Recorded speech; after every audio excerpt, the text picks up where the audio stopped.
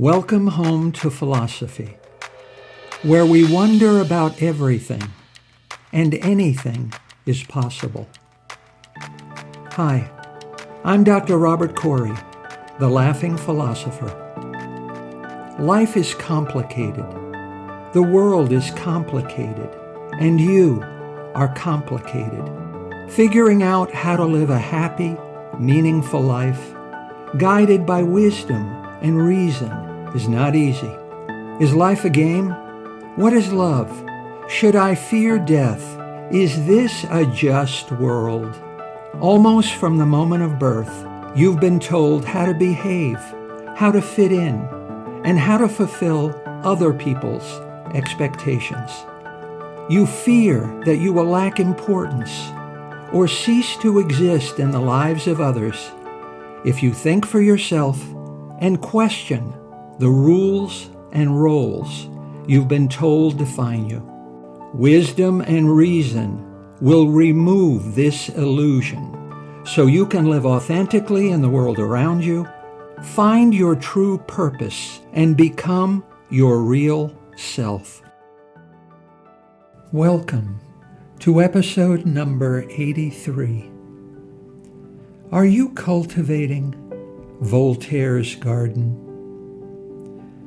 Said Voltaire, we must cultivate our own garden, inside ourselves, within our own mind. Voltaire's garden is not in the world, where you strive to satisfy your survival needs, where you find meaning and sustenance and social relationships. No. Voltaire's garden is the place you choose to build with your love.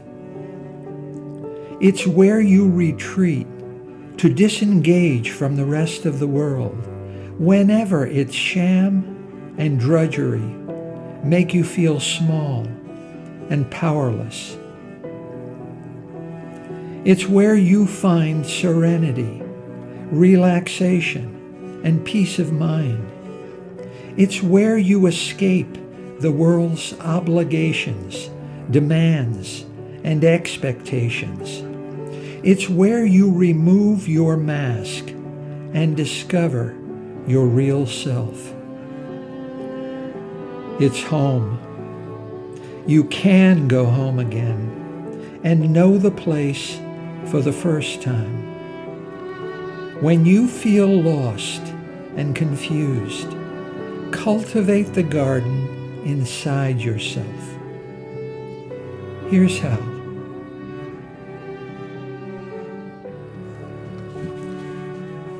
First, empty your life. True happiness is not found by addition, but by subtraction. Happiness is not found by adding external pleasures, but by subtracting cares and discomforts. Don't burden yourself with society's troubles. Care, but not too much. Narrow your span of sympathy. Look, but don't touch. Schopenhauer said, "We are happy in proportion as our range of vision, our sphere of work, our points of contact with the world are restricted and circumscribed.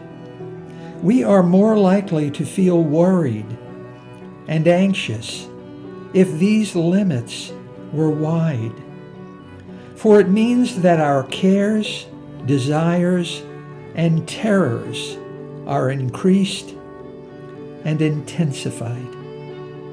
Limitation makes for happiness."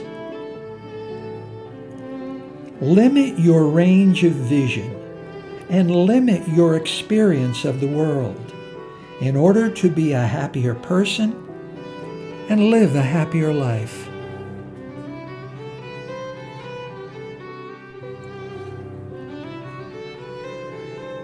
Second, Mind your own garden. Frank Zappa said, "The most important thing to do in your life is to not interfere with somebody else's life. Keep a long distance between yourself and the world. Don't become too engaged in politics and religion. Imaginary beings and imaginary lines in the dirt are not worth living and dying for. Devote yourself to tending to your own livelihood and your own well-being, not taking any more interest in society than you are obligated to. Leave your neighbors alone. Don't bother about what they do or don't do in their own garden. Grow your own vegetables. To be happy and at peace," said Voltaire. "Just accept the world as it is. Don't try to improve it to be as you think it ought to be or as you want it to be. The world isn't broken and doesn't need to be repaired. If you bracket your personal happiness to the ways of the world, you invite endless pain and suffering into your garden."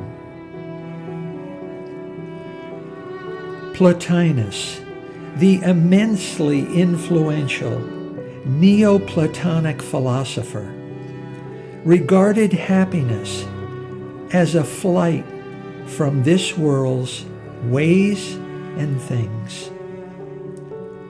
Live happily in an interior, self-sufficient world of your own making, not suffering the insatiable craving for unattainable objects of desire like wealth, fame, and power, but by separating yourself from society and cultivating your own garden. Be in the world, but not of the world. To paraphrase Jesus, a pretty good philosopher. Third, do what you love. Don't do what you love to be good at it. As a boy of 15, Kurt Vonnegut, the famous novelist, spent a month working with an archaeologist. To become better acquainted, the scientist asked Kurt about his favorite activities. Kurt replied, "I play the violin and piano. I sing in the choir, and I'm learning to draw in art class. I love doing all of them, but I'm not very good at any of them." The archaeologist responded, "Being good at something is not the point of doing it. You're having all these wonderful experiences by practicing all these wonderful skills. And that makes you happy and a more interesting person who knows how to do interesting things." This brief conversation changed Kurt Vonnegut's life. He stopped thinking of himself as a talentless failure and started doing things just because he enjoyed them. Do what you love, whether or not you have the talent to excel at it, and whether or not you surpass others at doing it. Happiness is not a contest. Happiness is not a prize that is won or lost. If it makes you happy, if you love doing it, then do it. You don't have to be good at it. You don't have to win at it.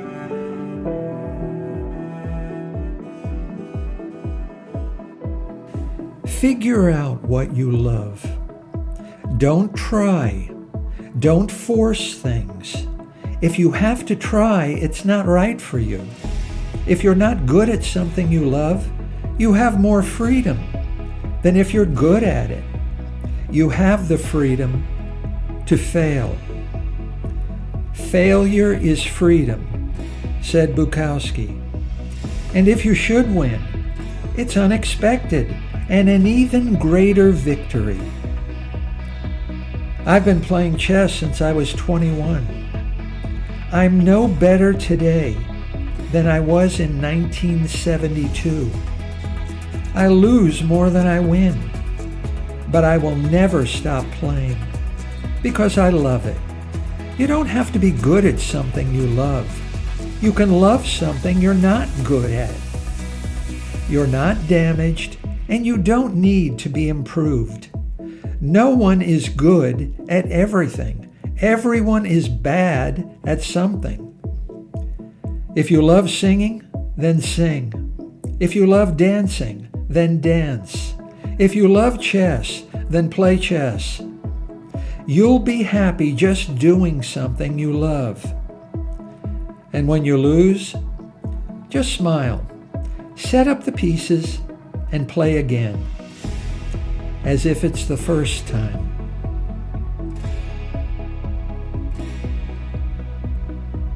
And fourth, build a wall. Lucky, a film and character, brilliantly played by Harry Dean Stanton, is a study of a 90-year-old man finding peace and contentment in life's endless cycle of birth and death, change and impermanence. Lucky lives behind a wall. He awakens at the same time every day. He smokes one cigarette. He drinks one glass of cold milk. He completes the same 5 yoga exercises, 21 repetitions each. He dresses in the same clothes. He walks to the local cafe. He orders 1 cup of hot coffee with extra cream and extra sugar. He completes the daily crossword puzzle. He buys a pack of cigarettes at the convenience store. Every afternoon, he plays videotapes of TV game shows from the 50s. Every evening, he gets drunk on Bloody Marys in the same bar with the same friends. Lucky's life is not a journey, but a ritual.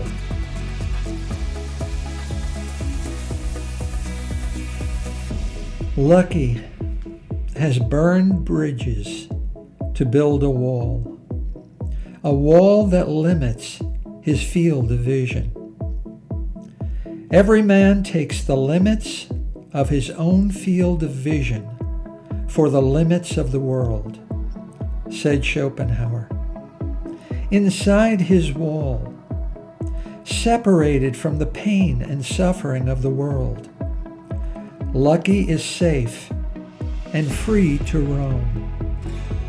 Lucky is free to think for himself, unchained from the rules and roles, the demands and expectations of society.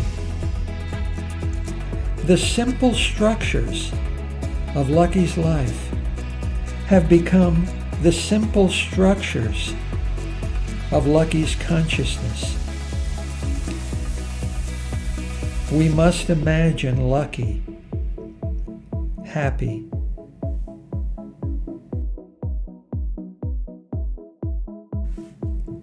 Lucky. It's a simple story, full of answers. Happiness is not excitement and adventure.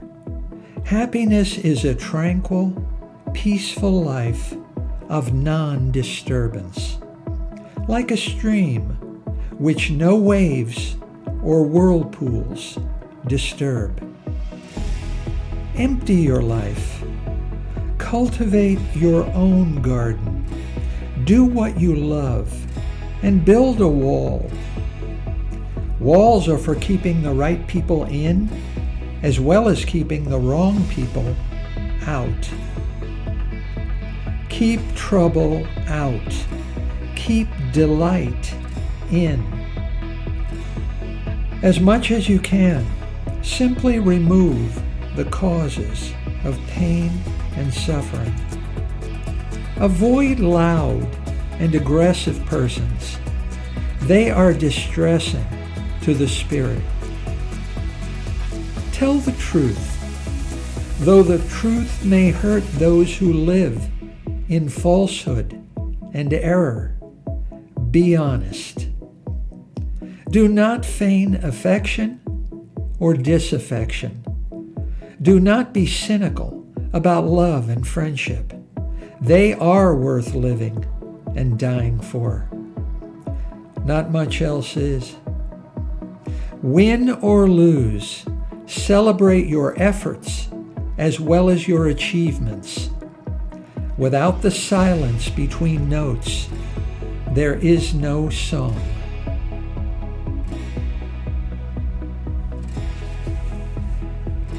Edward Dyer, the poet, famously wrote, "My mind to me a kingdom is. Such perfect joy therein I find, that it excels all other bliss, which God or nature hath assigned." Cultivate Voltaire's garden inside yourself. Your mind is your kingdom.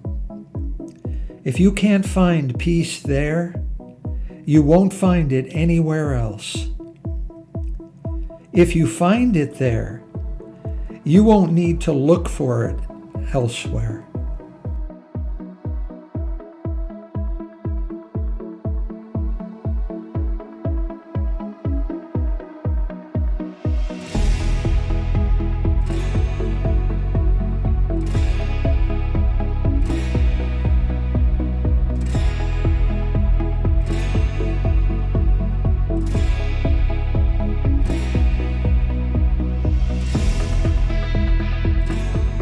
Thank you for listening. I hope you will take what you've learned and be a better person. Think for yourself. Question everything. Accept nothing that does not agree with your own reason and good sense. And I promise you, despite its sham and drudgery, you will get on pretty well in this crazy world. I'm Dr. Robert Corey. Until we meet again, be good.